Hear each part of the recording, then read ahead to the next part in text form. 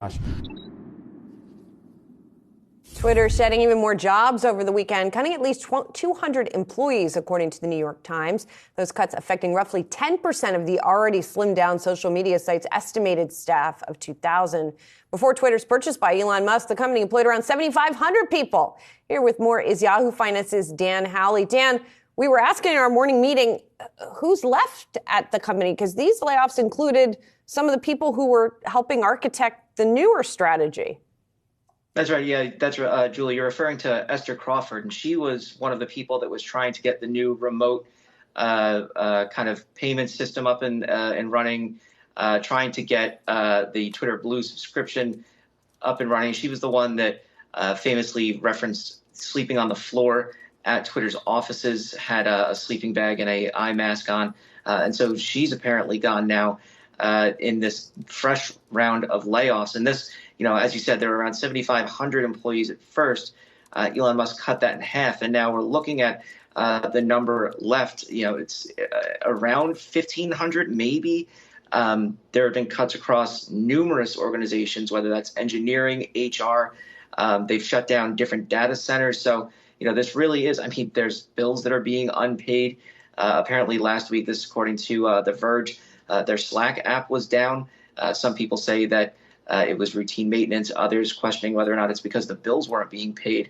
Elon Musk had said that they may end up kind of just being flat for the year as far as revenue goes, not losing, not making money, but being, just kind of on the flat. And you got to wonder if that's really the case when he's continuing to do these layoffs, or if someone predicted that he's starting to try to install a new kind of Twitter structure that he is personally responsible for and he has put into place.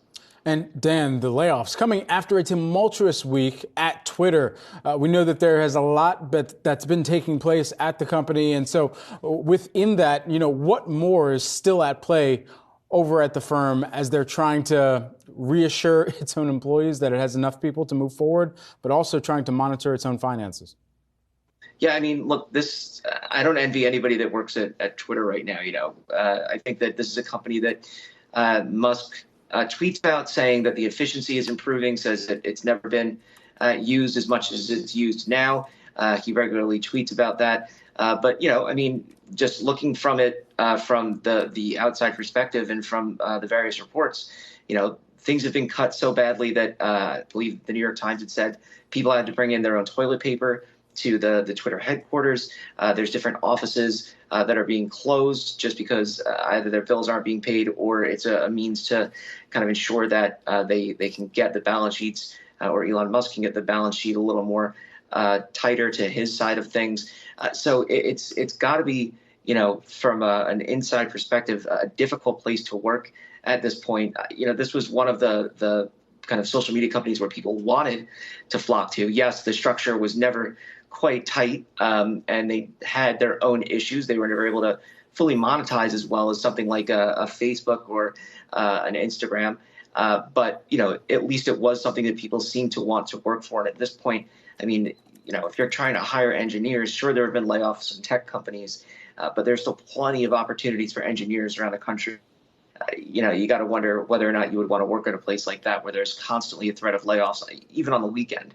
Yeah, roll up with your own toilet paper roll isn't exactly a talent acquisition strategy. Yahoo Finance's own Dan Howley, thanks so much for taking the time here this morning.